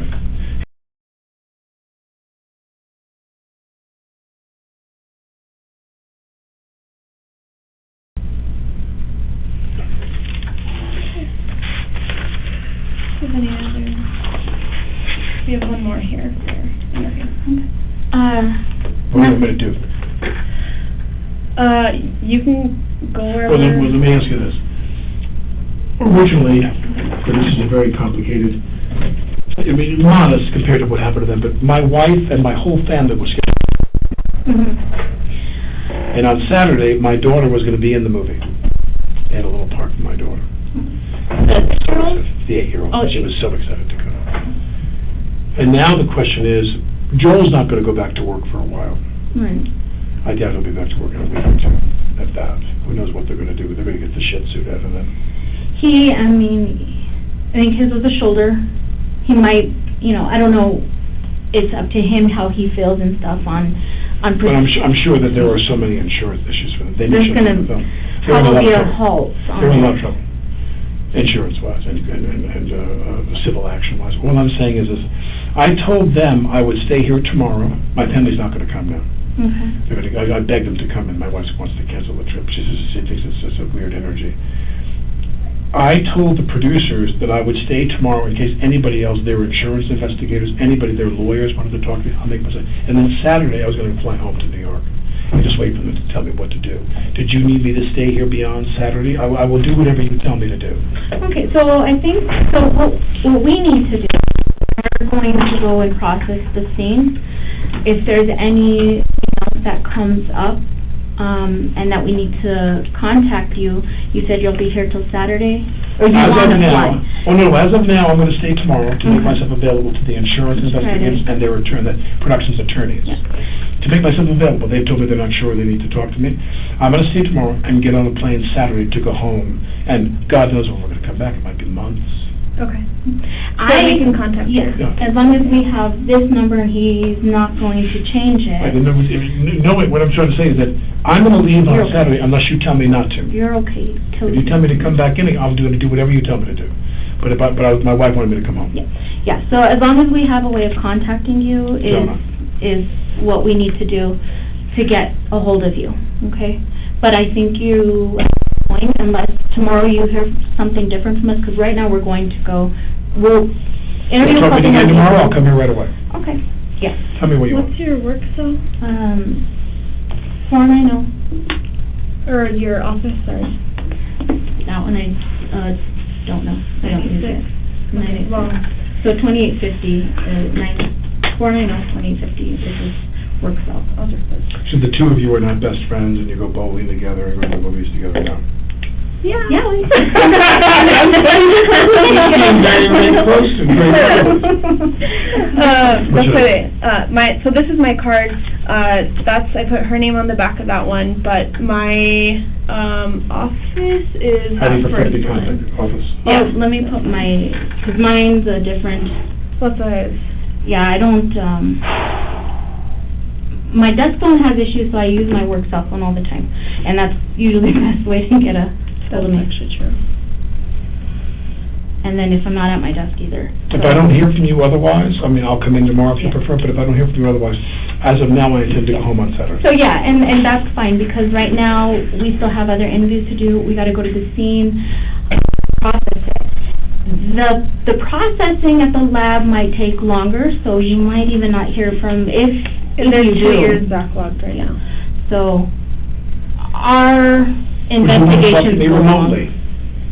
If it comes to it, we will figure it out at that point. But right As of now, now, my wife wants me to come home. as of right now, you better listen to your wife and go home.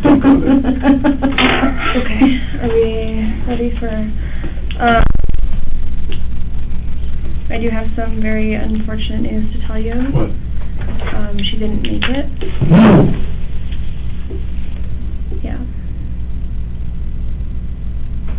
So Joel's still at the hospital, but the other person involved didn't make it.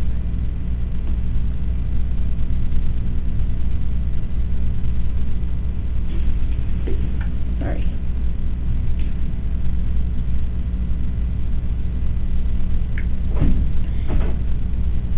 I just didn't want you to hear it outside of here.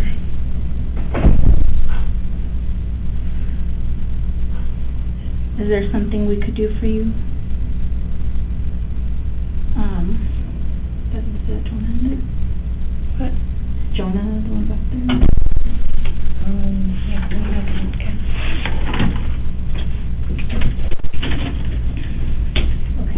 Jonah in here with you? What do you wanna do? Do you wanna make a call? You can sit. We should go. Are you guys needing a ride? Or are you comfortable? I think they've got their baby. Are you comfortable driving though? I want to go call my wife. Of course, we could even give you privacy. No, we're gonna go. Okay. The Indians, we're gonna go. No, that's fine. Can I get you more water or anything? Should I give you guys a few minutes in here? I want to go call my wife.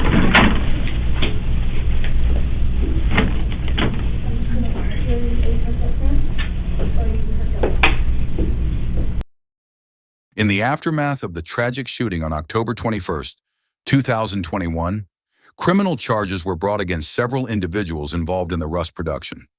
First, Assistant Director David Halls pleaded no contest to a misdemeanor count of negligent use of a deadly weapon. He received 6 months of unsupervised probation, a $500 fine, and 24 hours of community service, a reflection of the court's view of his role in handing over the firearm without confirming its status. The armorer, Halyna Gutierrez-Reed, faced far more serious consequences. In March 2024, she was convicted of involuntary manslaughter for introducing live ammunition onto the set and failing to follow basic safety protocols. She received the maximum sentence of 18 months in prison. Gutierrez-Reed was acquitted of tampering with evidence and began serving her term in April. She was released on parole in May 2025, subject to strict conditions, including no contact with the Hutchins family, electronic monitoring, and mental health assessment. Alec Baldwin, initially charged with involuntary manslaughter in both January and July of 2024, saw his case dismissed with prejudice in July, meaning it cannot be reinstated. The judge ruled that prosecutors mishandled and withheld critical evidence, violating Baldwin's right to a fair trial. A subsequent appeal by the prosecution to reinstate the charges failed in early 2025, firmly ending Baldwin's legal jeopardy. By mid-2025, with the criminal cases concluded, several civil suits were settled. The Rust producers, including Baldwin, reached undisclosed agreements with traumatized crew members. Meanwhile, cinematographer Halyna Hutchins' family secured settlements as well, some of which included personal endorsements of the film's eventual release, hoping her artistic passion and legacy would be honored. In sum, what began as a tragic accident led to significant legal actions: probation for Halls, prison time and parole for Gutierrez-Reed, and full exoneration for Baldwin. While the criminal chapter has closed, the aftermath has sparked widespread debate about on-set safety, responsible gun handling, and industry accountability. The Rust incident will stand as a pivotal moment in reforming film safety standards and a reminder of the human toll behind the headlines. What are your thoughts on the outcome of this incident? We invite you to share your perspective in the comments below. If you like our videos, please consider liking and subscribing to the channel. Subscribing is completely free, but it helps us tremendously by signaling to YouTube to share our content with more true crime enthusiasts like you. Your support allows us to continue creating and sharing real, compelling stories from the world of true crime. Thank you for watching, and we'll see you at the next video.